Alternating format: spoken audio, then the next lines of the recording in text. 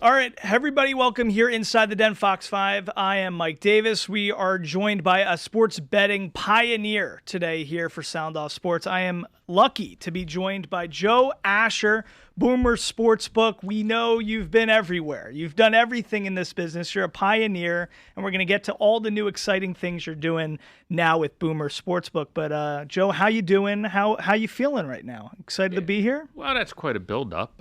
But yeah, it's great to be here. Great to get a chance to talk with your listeners. Yeah, it's going to be a lot of fun. We got a lot to break down. There's so much to ask you about.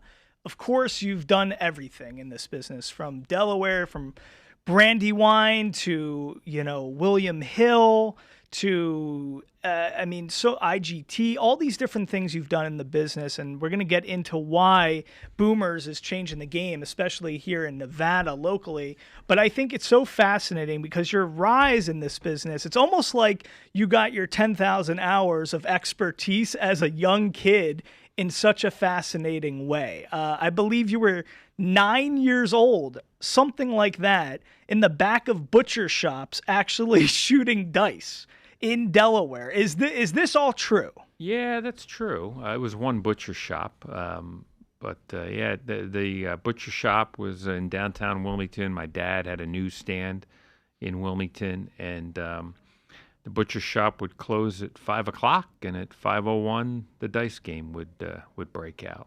So, my dad was a gambler, and so I was just around gambling from a very early age. Started going with him to the racetrack as early as I can remember. Was reading the racing form at his newsstand, among other things, sports pages of all the newspapers, and just everything was about gambling back then. And he had a bookie, and you had this whole affinity for gambling. It wasn't just the shooting the dice, but it's like you started counting cards, I believe, at the age of 12 or 14, and then you ended up becoming one of the youngest, maybe perhaps the youngest horse racing announcer in the country. So you really took to this business. You were working at Brandywine Racetrack. You've done all these things. So when I'm traversing your career and looking at your bio and your history and thinking about where you are today and everything you've accomplished, it's almost like you got a fast track training as almost like a toddler in this business. Do you look at your life that way, or how much of an impact when you think about everything? You've accomplished so much. So for you to start Boomers now, it's not like you need to do this, but it's in your blood. It's unmistakable. So when I'm learning about you, it's just fascinating how much of an impact your father and this youth of yours had on how you chose to lead your life.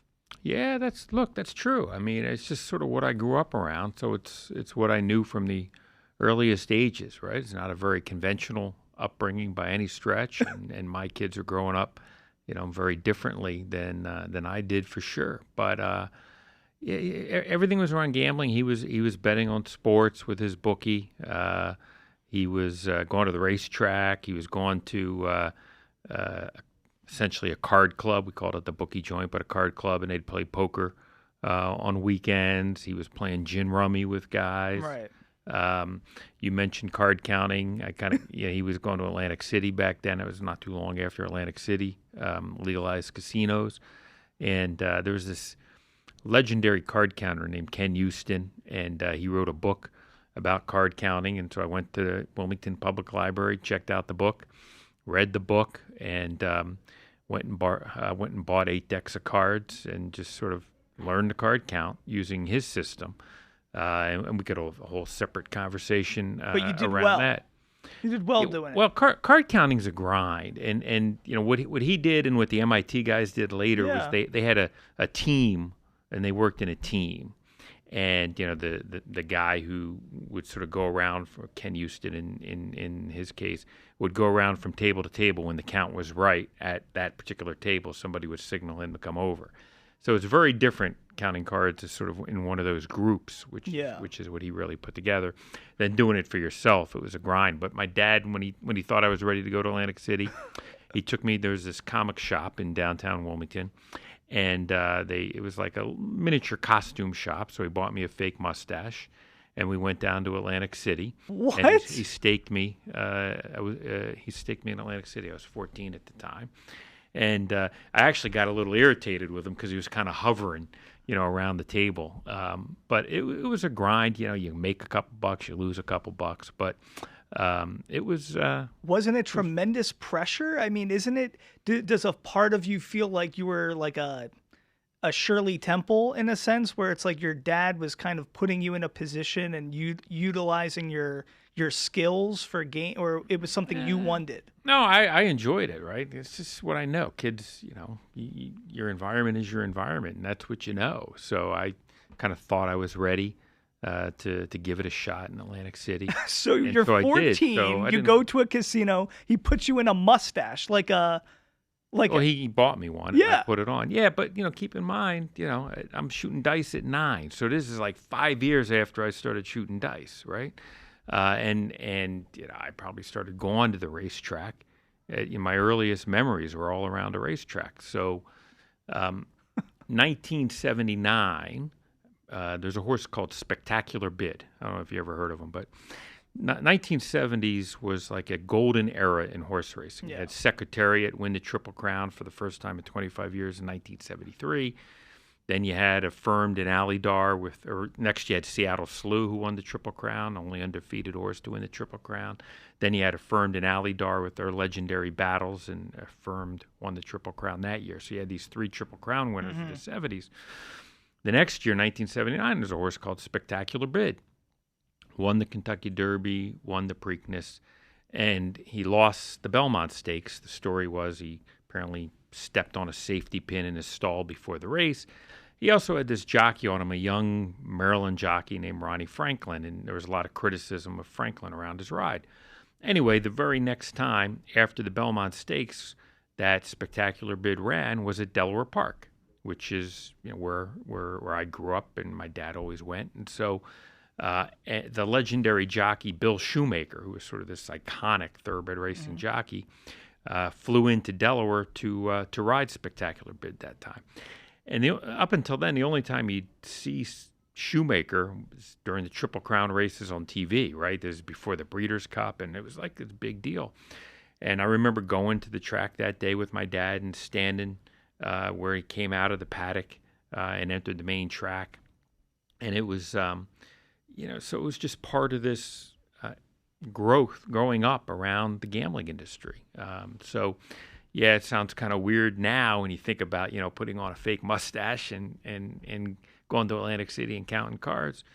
But, that was just kind of part of the whole thing of what we did back then. And were you successful when you wore the mustache that day? I mean, you were pretty, it sounds like you had an affinity for this and you were really talented. Yeah, the interesting thing about the Ken Houston system was it's much more precise than the MIT system. The MIT guys did great, probably because of the simplicity of their system. Houston's system was actually it's harder, but more precise in terms of the value assigned to the cards as they're played. And so, if you could keep the count in Houston's system, you could actually do better. But the challenge is when you're only playing by yourself, is you can't. It's not like you can bet $10, $10, $10, $500, right? Because the pit boss is going to see that, and he'd get suspicious and he'd watch you and shuffle or throw you out. So there's only when you're card counting by yourself. If you're being smart about it, there's only so far that you're going to be able to go. You can't push the envelope. You're not going to get very far, which was the brilliance of the MIT system and the team. Ken Houston system and the team approach. Yeah, and there's been films about that. Kevin Spacey, there was a film 21 that kind of depicted a lot of that stuff. But were you ever caught? Nope. You were never caught? Nope, didn't get caught. It was. It was one part of the childhood. I look back at it and it's kind of I have this youngest look, but I got a mustache. Should they have carded me? Maybe one time I did get carded one time, You weren't I didn't have an nervous. IT. You didn't have a sweat on your brow, or you're like you were calm, cool, and collected because at 9 you were already doing stuff. It was just we're and younger going to the racetrack now. So So, and here's what's fascinating: as I'm thinking about your life and your career before, as we're working our way to Boomers and everything you've done, is that, so you're this guy, you're growing up in Delaware. I'm from New Jersey. I know the East Coast tendencies and stuff. And there's a delinquency, to your, you have this, a craziness to your childhood that is hard to definitely turn an eye from. But what's fascinating is you're this guy, you had all these tendencies, all this surrounding stuff, but you chose very traditional paths. You could have ended up, not going to University of Delaware, not getting a law degree at Widener, University of Delaware Law. So you did all these traditional things where you could have easily, at such a young age, just turned right into a professional poker player, into a bookie. You could have done so many different things yourself. So I'm fascinated what it is about you that you were able to kind of have this quality that's so out there and unique, but then also marry it with a lot of the traditional things. And I think you bridging that gap is why we're here today. And I think a lot of the reasons why I wanted to demonstrate and illustrate for our audience these young tendencies that you had is because I think this was what makes you very successful and likable in our business. People love you in this business of sports betting because you're not the corporate guy who really just is trying to gouge people to lose money on bets. You're actually a participant, and you could see it's in your blood. And I think that's what's so great and why people are going to take to Boomers specifically. But back to my initial question, why were you able to kind of find this happy medium where you saw the value in going to law school? You saw the value in these things where you could have just been on the streets kind of vibe. Yeah, so it's a myriad of factors, but so my dad, who introduced me to gambling, but he had a gambling problem.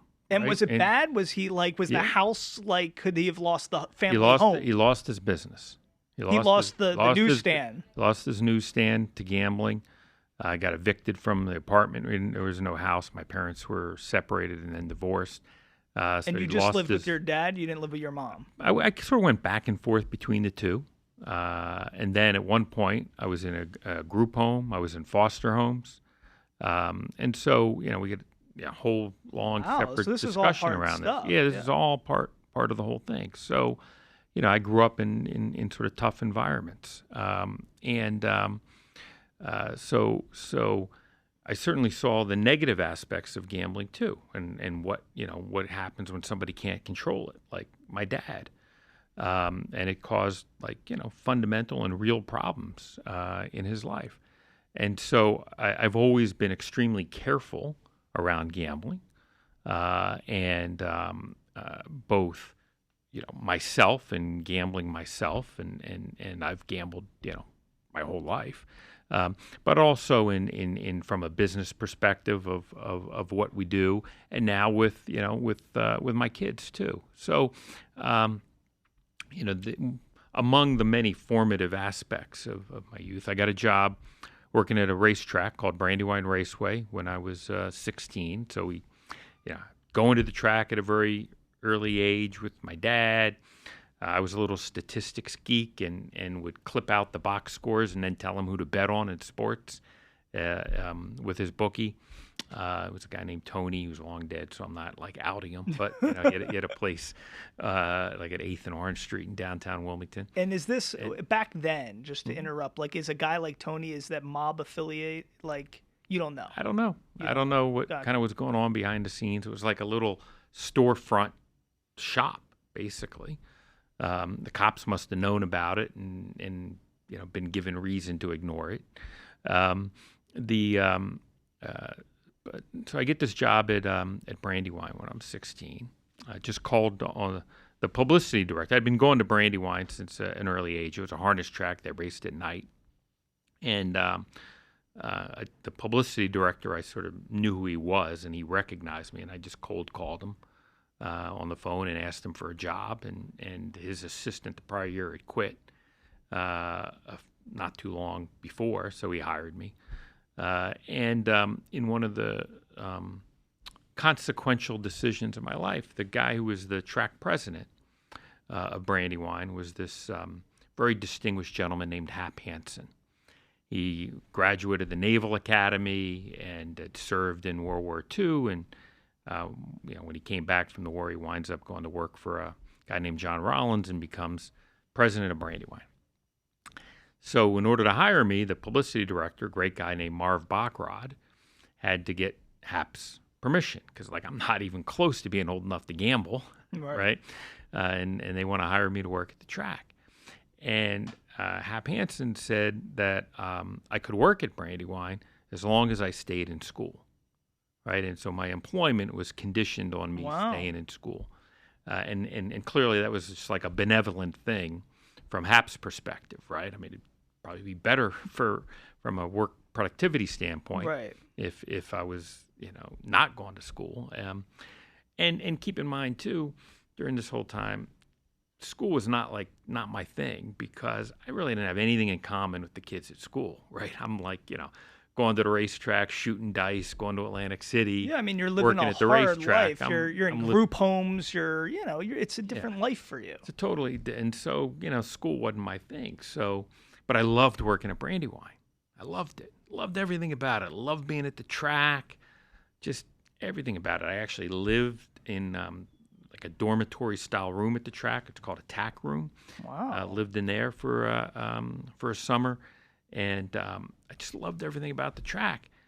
And I would have lost that if I didn't stay in school because Hap said I couldn't work there. Gotcha. Right. So so that kind of forced me to stay in school. And then you're it was up to me. I'd have quit. Right. And you're a smart guy, I could see, with, numbers, and things probably came easy to you in certain regards in school work. Maybe not the dynamics of being there and being a traditional kid, but I can see how schoolwork could you might be too smart for some of the lessons that were being taught, and you could have maybe even been a grade or two ahead or something. So, yeah, well, I mean, let's take math for a second. Okay, I can't do any of that advanced math like that my kids are doing, trigonometry, geometry, algebra. I was like, I can't do that at all. Terrible, right? But I can look up at a board in a casino and calculate the theoretical margin that's built into the futures prices, for instance. I could put together a true morning line for horse racing that was mathematically appropriate given the takeout rate, the tax rate, and what the odds are on the respective horses. Wow. So basic math, what I would call basic math, addition, multiplication, subtraction, division, those things, I'm great at. You put me into one of those textbooks in school, and I am struggling. Gotcha. I'm struggling. So it's just how my brain got wired. At a very early age. And then when you're going to Delaware and college and all this stuff, and you're announcing stuff at the Brandywine, so you're doing all these things. But what were you seeing for yourself in your future when you went to college? Did you see one day I'm going to be bringing the sports gambling, sports betting business to million? What was your vision for yourself? Yeah, I didn't really have this grand vision, right? I really didn't have any grand vision. I was just trying to get through high school, right? And then, I get into college, and same deal in college. It was tough for me because I was working full time at the racetrack and much preferred that than school. And so in college, I wound up doing well in the classes that I was interested in. Political science classes. I could do well in that. Other classes, I was just a total disaster. I wound up flunking out of the University of Delaware, and then I had to go back part-time to get back in. Wow. And it wasn't because I wasn't smart enough. It's just, You had a lot. I wasn't smart enough to if I didn't like a class, I wasn't smart enough to drop the class. Right. I just stopped going. Right. So, you actually get a Z. Right. It's kind of like unofficial withdrawal. I've never had they that. called it. Yeah. Okay. So I just stopped going. And but I had this professor at the University of Delaware. He was a political science professor, and it was this, I didn't know it at the time, but he was this legendary political science professor in Delaware named Jim Soules. And I just randomly was in his class for the introductory political science class. And back then, you would go up to the professor's office and they would post the grades on the wall outside their door to find out how you did, and it would be by a number or something. And so I'm up there checking how I did, and he's in the office and he says, "How'd you do, son?" And I'd gotten an A. I said, "Oh, I got an A." And he says, "Come on in and talk to me." Right. And so he then sort of took me under his wing and became, this great influence on my life. And I probably went to law school because of him. So I have Hap Hansen take an interest in me and look at me at the racetrack. And then I have this fellow, Jim Soules, sort of take an interest in me. And I was kind of kicked, what should I do? I didn't know really what I wanted to do. And he sort of had the idea that I should go to law school. He said, "Look at it this way." He says, "If you go to law school, you'll always be able to support yourself. If anybody ever tells you to do something that you don't want to do, you'll have the ability to say no. And then, you can figure it out from there." And so, sounded good and made a lot of sense to me. So you had a lot of these fantastic mentors and people in your life who really took you to places you probably couldn't even imagine for yourself. Your dad, where did he fit into the picture as you're in with all this stuff? Yeah, it's a great question, Mike. Did he see like the success of all your work in becoming a pioneer in the thing that he loves so much? Well, he never really got to me being in the sports. Okay. He died when I was in my 20s, but he got to see me be a lawyer. And his main thing was he wound up having a heart attack. His main thing was he was always worried that somehow something was going to go wrong, right? I was doing great, but somehow something's going to go wrong and it's going to get blown up, right? And he was sort of antsy around that. And I've got a healthy perspective around life, and I understand how things can change in an instant. So he never got to see what ultimately happened. But if you talk to any of the people who saw me growing up in Wilmington and told them that Joe Asher winds up in the sports betting business in Las Vegas, nobody'd have been surprised. Gotcha. Right? It's just the circuitous route to to get there. And I'm still in touch with some of the people from Brandywine. One of my closest friends, a guy named Chris Mackerlane, who's my age. He got hired like 2 weeks after I did to work in the program department, a different department at Brandywine, and we became lifelong friends. And there's other people. There's a woman named Judy Davis, whose brother Mike Davis, not you, he did my taxes for years. Now Mike's son does my taxes. So you have these relationships that stick with you for forever. Do you think that I guess the way that people look at you with such fondness in this business, do you think even the way you've led since Brandywine Bookmaking to Boomers now, like having a father who had problems with gambling and all these things, do you think that you have more of an empathetic perspective as a corporate leader in this space to kind of take different precautions and be more empathetic to just your customer base than the typical thing? Because I think that's at the heart of what you're doing with this Boomers is that it's independent, right? And we're going to get into all the things about this. But once William Hill was acquired by Caesars, that independent nature obviously changes. So do you think in a lot of ways, of course, I feel bad for the Joe Asher child in you, but I think a lot of it has made you who you are. Do you think you have a unique perspective because you're actually a product and somebody who grew up in an environment where you saw, that there's a lot of highs and there's a lot of lows and there's a lot of excitement surrounding this space, but you have to be careful. Yeah, I look, without question, we're all shaped by how we grow up. I try to be. I think of myself as empathetic. One of the things I always say is never judge anybody by their worst day, right? And I've always been a big believer in, giving people second chances. Now, there are some things you kind of can't get past if somebody's stealing from you or something like that. But, pretty much anything else, right? You kind of, in business, you can, I think you can give people a second shot. And so I think that's important.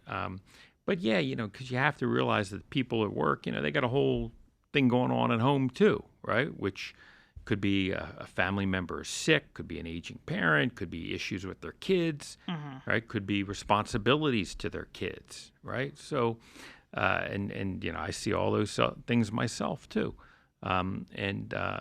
So I think, the upbringing, clearly gave me empathy. Also, my mom had a horrible battle with cancer throughout my time in law school, and subsequently died. And so one of the things that probably helped me do well in law school, I did very well in law school, was, I'm sitting in my mom's hotel room, or in her hospital room, excuse me, while she's dying of cancer.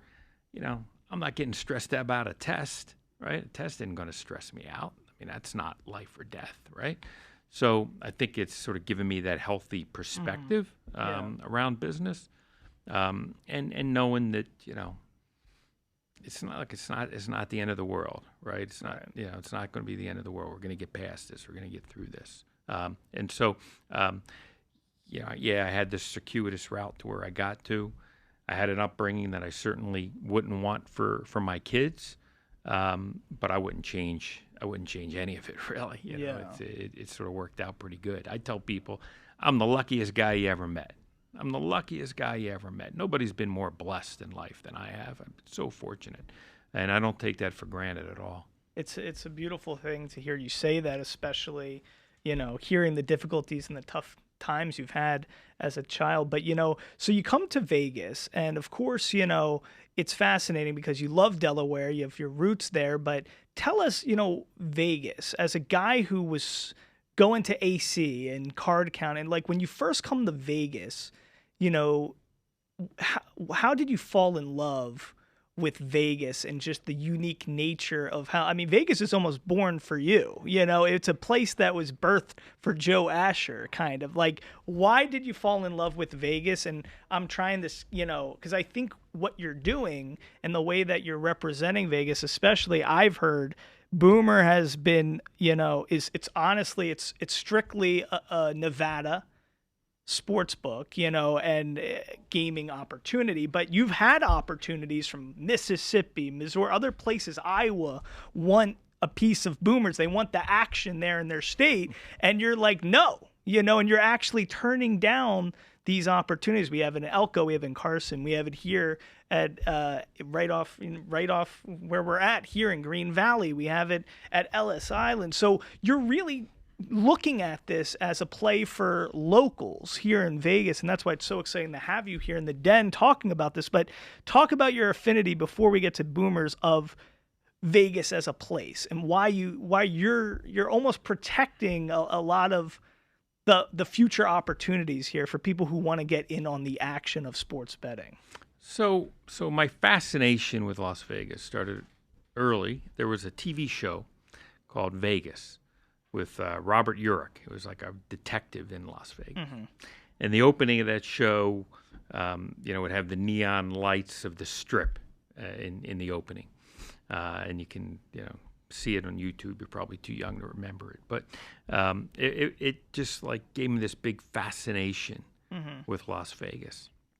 And growing up in Delaware and around gambling, you hear about Vegas, going to Atlantic City. Of course, you're hearing about Las Vegas. I remember driving New Jersey Turnpike, and there was a billboard, the opening of, the Mirage, and it had, whatever date it was going to open, Las Vegas. I'm thinking to myself, why the heck are they advertising for the Mirage on the Atlantic City Expressway? But, it was part of the Steve Wynn genius, right, of making it seem like a destination. Like this, when you're ready to go to the big leagues, come to the Mirage, right? It's kind of the subliminal message to it. And I actually didn't come to Vegas for the first time until I had gotten out of law school. It was 1994. A friend of mine and I came out to Las Vegas and stayed at the Luxor. Okay. Right. But I remember driving up and down, the Strip, and man, I was like, wow, like I was so mesmerized, right? So mesmerized, and so I wound up, I'd come out to Vegas 3-4 times a year, like so many other people across the country. I'd come out for 2-3 nights at a time, gamble, go to the restaurants, that kind of thing. Yeah. Pretty normal type of thing. And so I sort of had the experience of Vegas from the consumer perspective, from the tourist perspective.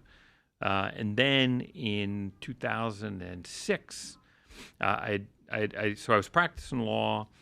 Then I decided I want to leave the law, get into business, get back into the gambling business, and ultimately wind up moving out to Vegas in 2006 because the business I was working for started to get a little bit of traction, and I was spending a lot of time out of here, and it just seemed like it was time to move out of here. And it's just been great. I mean, I just love living out of here.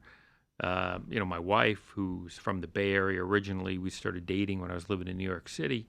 If you told her she'd wind up living in Las Vegas, she'd have looked at you like you're nuts, right? Like totally never been to Las Vegas until, never thought of coming to Las Vegas till she met me. And she loves it out here as well. We both really took to it and have built a great life out here. Our kids don't know any different. They were all born here. I just think Vegas is such a great place, and it's just getting better and better and better now. Now you got sports adding a whole new dimension to the town as the town's expanded. I'm hoping we can fight off traffic so the traffic don't There's get a lot too of bad. traffic. But so obviously, you're working in a law firm. You come out here, you're doing, opportunities in this space. But then, William Hill, it's I believe a British company, right? And you're working for them, you're CEO with them, and then they're obviously sold and acquired to Caesars. But, it's fascinating because you've seen how sports gambling has changed with technology, right? Cell phones was probably a big change in the industry.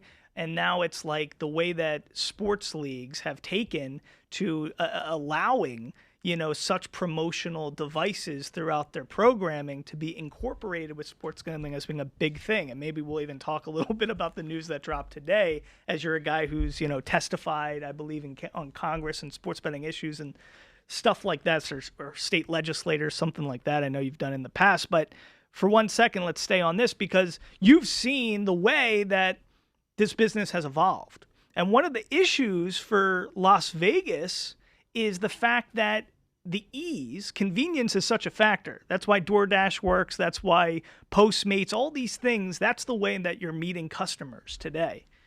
The big issue with Vegas is the fact that you can't sign up on your phone. We don't have FanDuel here. We don't have DraftKings. So even when I just signed up for Boomer's Sportsbook, shout out to Aaron, and I went and did the whole thing at Ellis Island, you got to be on site to do these things. Whereas we know in so many businesses, the facet of just making it easy to have the transaction occur, that's like the number one thing in business. So the fact that that is a barrier to entry is a fascinating wrinkle to the way that sports gambling is intertwined with the local experience. So explain to us how you have kind of looked at that and how you must have saw an opportunity. I saw you wanted to maybe just be playing pickleball, during this time in your life, and you decide I'm going to bring together a new company, name it after my late dog Boomer, who was named after a horse, but who lived about to 17 years old, so had a great long life and family dog, and you decide there's an opportunity here. Tell us the opportunity you saw and why this is going to be a game changer for locals. Yeah, so as you mentioned, in Nevada, in order to get a mobile betting account, you have to physically go into a casino to sign up, unlike other states where you can do it remotely. And the reason for that regulation is it's consistent with the longstanding public policy in Nevada of encouraging investment in brick and mortar casinos. Okay. And there's substantial reliance interests on that regulation, right? You have these beautiful sports books that have been built by our friends at stations for Red Rock or Durango or at the Wynn. I was at the Wynn Circa, not too long great ago. one. Circa, a great example, right? And so, but for this in-person sign-up requirement, it's unclear whether those sports books would have been built like that. It might be very different. Right. Okay, and so the industry has somewhat been divided on the issue of in-person versus remote registration. But I think most of the industry favors this in-person sign-up requirement because of the reliance interests around that and the investment that it's encouraged. If we didn't have that requirement in Nevada, I wouldn't have bothered doing this business because we wouldn't have had a shot. What the thesis of the business is that if we can build up a network of a couple dozen locations spread out across the state, because we live in Las Vegas and most of the people live in Las Vegas, but there's a bunch of rest of the state as well. And so, and I've always loved other rural Nevada, small town Nevada. I love going to these places.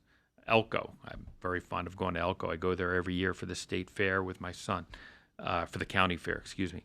And so the idea is let's build up a network of a couple dozen locations across the state, and those will be places where people can come in to bet, but they can also sign up for their mobile account. Right? Because the majority of the betting is done on mobile, and when you get away from the tourist areas, it's probably 85 to 90% of the betting is being done by mobile, just because of the convenience of it, right? It's just easy. You don't and it's have just to. you have kids, I mean, kids don't even want to buy a car in person anymore. So it's like when you go to the Westgate, Superbook, and you go to these places, a lot of those old traditional concepts are, they're being really experienced by people of a different demo, right? Whereas, like, I think if you see people who are a little bit younger skewed, they love the ease of that. It's the DoorDash version of, placing a bet, and that's how, the fluency is what a younger demo is looking for with a lot of stuff. So I think it's a fascinating thing. So you're saying if that wrinkle to the legislature wasn't there, you wouldn't have even created Boomers, but because you think there's an opportunity to be localized and have like Casino Valley Verde right here, or to have Ellis Island, or have Elko or Carson City, you have to do that stuff, you can kind of think, okay, we don't have to build out a Circa here, but we can have vendors and we can have these desks at these locations where we can cater to people that are living locally, and then once they sign up, they can do the mobile experience. Well, and yes, but you don't have to. And it doesn't even have to be for locals. It can be for somebody who's here, for a short period of time as well. But the big sports book versus betting on your phone, they're just different. They're different experiences, right? It's not like one necessarily supplants the other. And that if you want to watch a game with a bunch of buddies sitting around a big sports book or a bar in a casino, great way to watch the game. You just bet on your phone. Obviously now a lot of betting happens during the game with in-play betting. That's inherently a mobile product. Right. Just because of the speed of the immediacy. And the immediacy of it. Right. And so, I think there's a marriage of the two, but clearly the actual transactional nature of betting is simple to do on a phone. So, look, and obviously I have some familiarity with it from my time at William Hill. So I had started a sports betting company called Brandywine, named after the racetrack, back in 2007, 2008. We opened, sold that business to William Hill in 2012. William Hill, a British company, as you mentioned earlier, came to the U.S. and bought 3 small businesses, one of which was mine. At that point, nobody heard of William Hill. Like nobody in Nevada knew what William Hill was, right? I mean, and if you did, you were familiar with a winery in Northern California called William Hill. Okay. You know, the gambling company, nobody knew what it was. And they decided they wanted to get into the U.S. market. They bought these 3 small businesses, and they were all rebranded as William Hill. And then that business had a great run, fueled by the growth of mobile in particular, because during my tenure, towards the end, we had like 100 retail locations where you could go and sign up for your mobile account. Yeah. In-play betting became more popular, and there are other things at play. But the William Hill business is a very good business, and ultimately was acquired by Caesars. And so, I was out of action for a while, took some time off, then I go to work at IGT, which has a hardware, software business, and wasn't really ready to kind of get back into operating a sports book at the time. I served out my non-compete with William Hill by working at IGT and stayed there for a while. Then we have this whole other sidetrack. I get appointed by President Biden to chair the board of something called the Wilson Center, which is a public policy think tank that was based in Washington. So I switched to part-time at IGT, and I start spending a lot of time going back and forth to D.C. For Wilson Center stuff. And that was great. And is that something you do pro bono, or do you get paid for that? Pro bono. Wow. I didn't even charge the center for my expenses. I paid everything out of my own pocket. He was another University of Delaware guy. He's a Delaware guy, and I met President Biden. When he was Senator Biden at a very early age, friends with Hunter and Bo. Wow. And so that's how I sort of got to know them and supported their father for his presidential runs over the years. So he appoints me to this position totally out of the blue. Like I wasn't seeking an appointment or anything like that. And he just calls you up? I got a text message from a woman who was running the personnel office in the White House. Wow. Saying, there's a board position that just came up. How do you know it's not spam? Yeah, just by the content of it, I guess. Okay. But we think there's this board position you might be interested in, or you'd be a good fit for. I'm going to email you something about it, and you let me know if you're interested. So I get the email. I had vaguely heard of the Wilson Center, didn't really know anything about it, but I Googled it and read up on it and thought, wow, that's kind of interesting, right? I'd be interested. And this is to be on the board, not to chair the board. Mm-hmm. So I told the lady at the White House, yes, thank you, and be interested. Appreciate you thinking of me. And then a couple months later, I get a phone call from a 202 number that I don't recognize, and I didn't know if they were trying to sell me solar panels or what it was about. So I let it go to voicemail. And it's a woman from the White House calling saying, can you call me as soon as possible? So I called her back, and she said, we met with the president today to go over the appointments to the Wilson Center board, and he said he wants you to be the chairman. So will you do it? And, I sort of thought about it for a second, because now it's, sort of a different, rather than, not just being on the board, but chairing the board. And thought about it for a second, and then under the theory of, if you say no, you'll never get a chance to say yes later. But say yes now, and right. If it doesn't work out, then so be it. So I said yes, and so. So you're working at IGT at this time, Correct. And you're able to just, I guess they pay for your travel, I would assume, no? When I was working at IGT, they agreed to pay for my travel for the Wilson Center stuff. Oh, really? So the White House doesn't even pay for that? No. White House doesn't pay for so that. IGT they thought it was a good appointment. It's good for it was the brand. Good, and just public service, yeah. Right? So when my boss at IGT at the time was very nice about it, allowed me to shift to part-time. And I had sort of pretty much done what I was going to be able to do at IGT, really, by this time. I had brought in a guy to run that business, a friend of mine named Joe Bertoloni, who he was doing all the hard work at that point anyway. So I get this whole entree into, foreign policy and foreign affairs, and now I'm going back to D.C. and meeting with senators and, heads of state and traveling to different places around the world. And it was a great experience. Loved it. Very, very interesting. But then I kind of, I was getting this itch to get back into the business. So it was last year, maybe, early in the year, I started thinking more seriously about getting back into the business. And my contract with IGT was supposed to be up at the end of 23. Enrico, who was my boss and the controlling shareholder of IGT, asked if I'd stay another 6 months, and so I did. But was kind of ready to, to sort of go at that point, and started to crystallize, that I wanted to get back into the business, and I was going to set up a business that would compete with William Hill, right? And build up this statewide network to try to build a business. And really got a chance to think it through. Now, keep in mind, obviously, William Hill, now owned by Caesars, and Caesars is running sports betting, in all these states all around the country.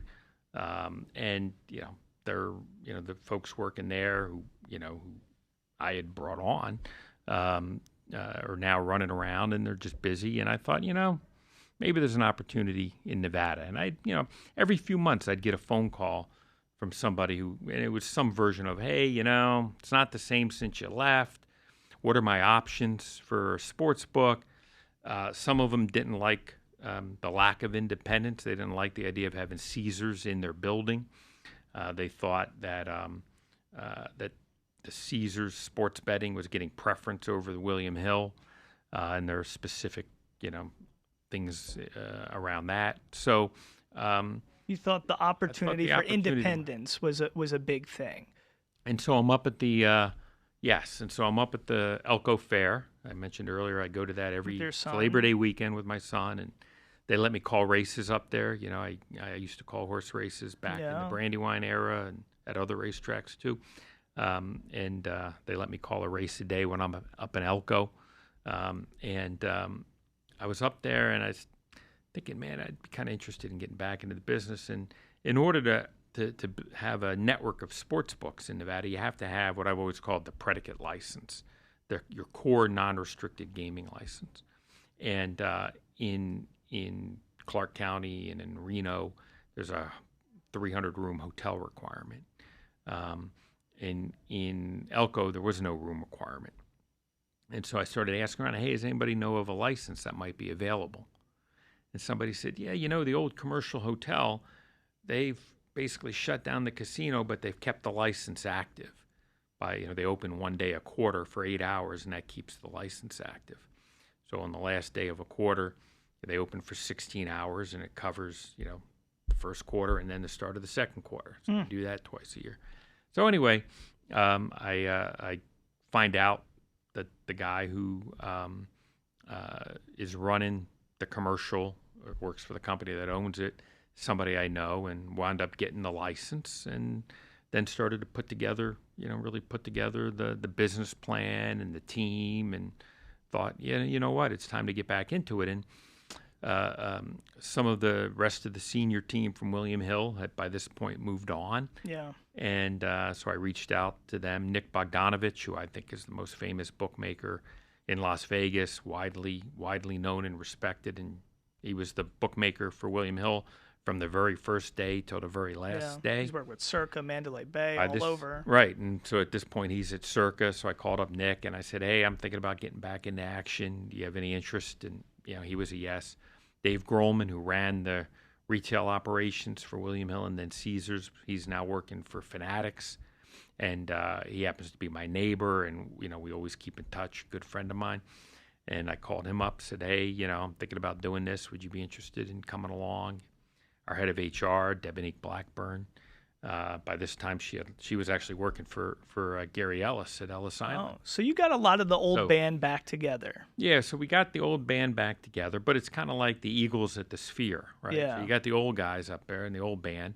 Then you also got Vince Gill. You need the new, some other new people, right? So it's a good thing. So as we're wrapping up and we're just getting at a few things, I want to make sure we hit a few things. So real quickly, tell us the independent nature, just to the average person. It's just obvious. It's the fact that there is no casino property that is affiliated in the ownership of Boomer Sportsbook. You guys are an independent company that goes on other property sites, but it's not like having, when you see William Hill, there's that's a Caesars owned property. Yeah, well, so certainly yes, and that matters probably more at the casino level when we're pitching. But why deals. is that good for the consumer? So here's what's good for the consumer. Okay, here's what's good for the consumer. What I've always been focused on in all my time around the business is what I've considered sort of a fair price. What's a fair price for the product? You want to offer people a good gamble. Yeah. You obviously want to build a profitable business, but let's have a customer-centric mindset focused on a fair price for people. And what I mean by that is, we're now offering on the NFL, we're offering -105 on all NFL sites. Traditionally, if you want to bet $100, you put up 110 to win 100, right? That extra $10 in my hypothetical is the vig, or the juice as it's called, gives the book a theoretical margin of 4.55%. And that's sort of the general tradition. What my old friends at William Hill have started doing is they've actually even increased off of that. So now if you pull up and I got examples of them on my phone, if you pull up the William Hill app, the game might be, one side might be -112 and the other side might be, 109, for instance, right? And so instead of 20 cents in the middle, it's now 21. And so effectively increasing the theoretical margin, right? You read a lot sometimes about 3-2 blackjack or 6-5 blackjack, and how, the prices and the payouts have been changed to give people a less advantageous bet. 000 roulette, another example. Not, leads to a higher margin for the casino. Right. Not a good bet for the customer. Right. Just like, blackjack. I mean, I grew up 3-2 blackjack back in them card counting days. I was getting 3-2.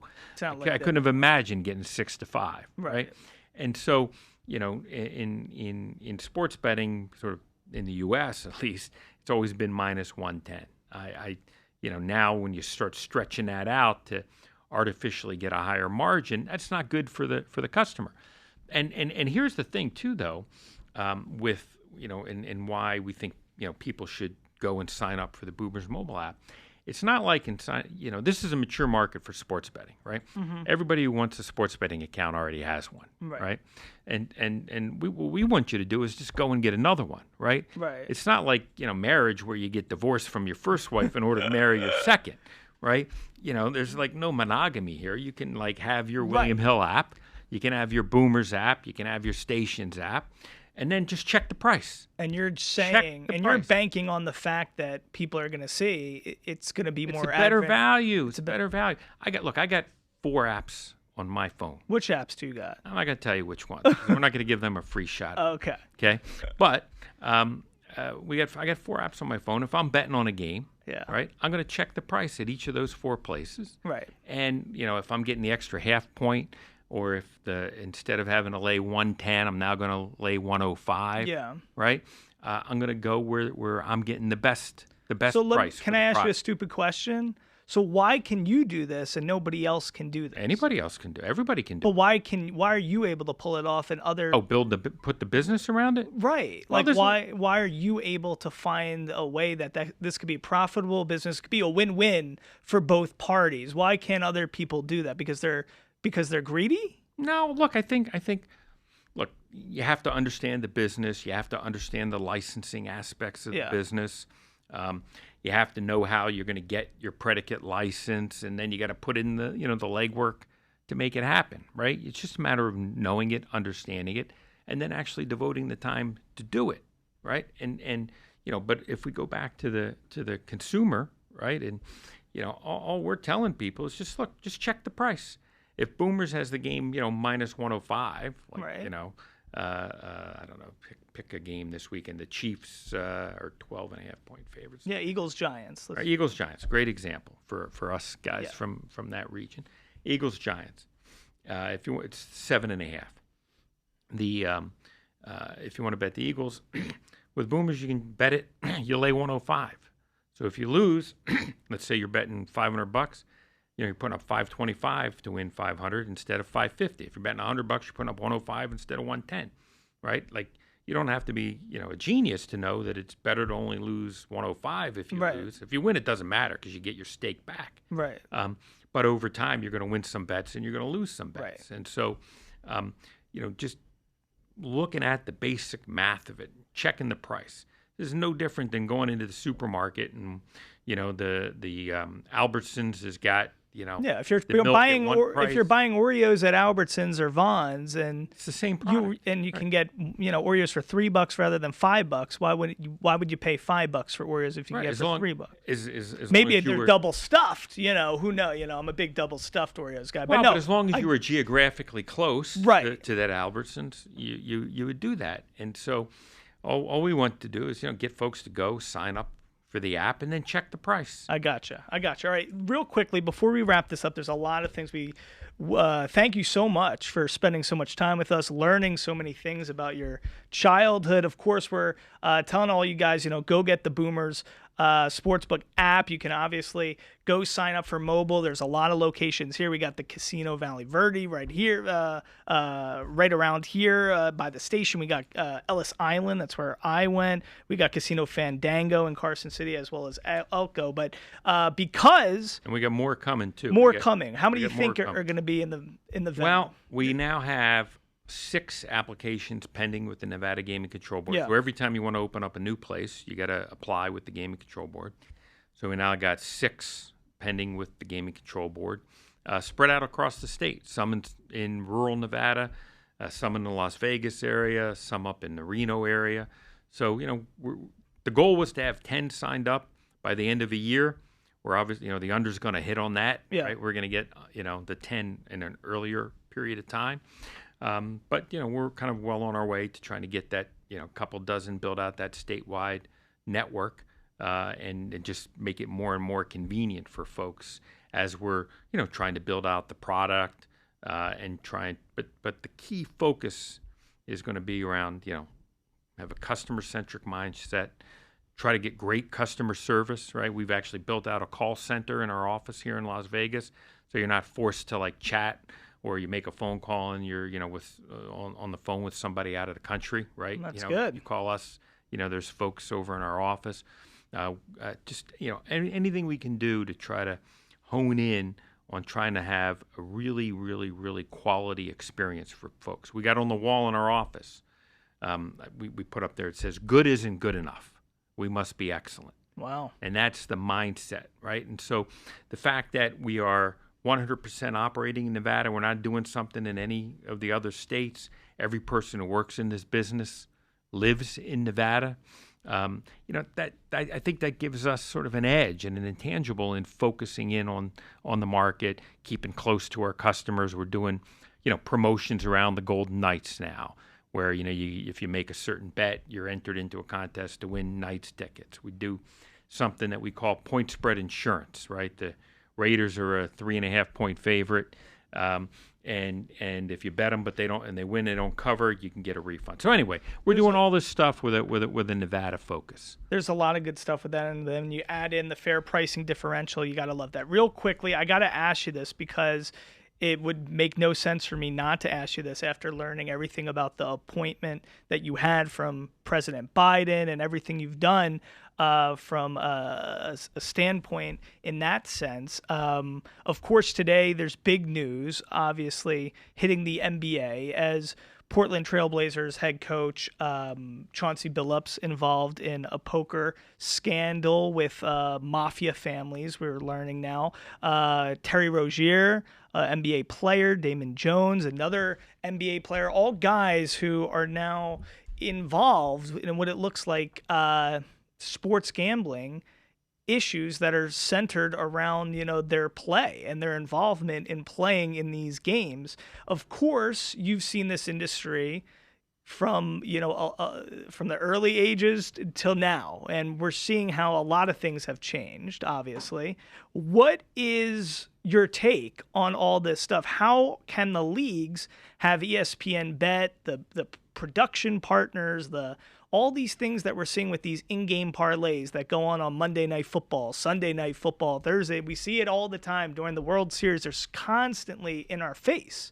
And now the players who are close to this, if they're gambling even on a different sport, maybe Terry Rozier's gambling college football, but he's losing money to his bookie. What's the easiest way for him to catch up? It might be to screw around with his own parlay. So what's your take on all this as a guy who's the leader in charge for Boomers, but also a guy who was appointed to a very important place in our country and our offices and how we handle things as a country? So I'm curious what you think we should do and what your take is when you saw the news this morning. Yeah, great question. So it appears that there's two separate things that kind of went on, right? One of them is some sort of illegal poker operation unrelated to sports betting, and I don't know if Chauncey Billup was like a celebrity to be playing so that other marks would kind of come into the game and then get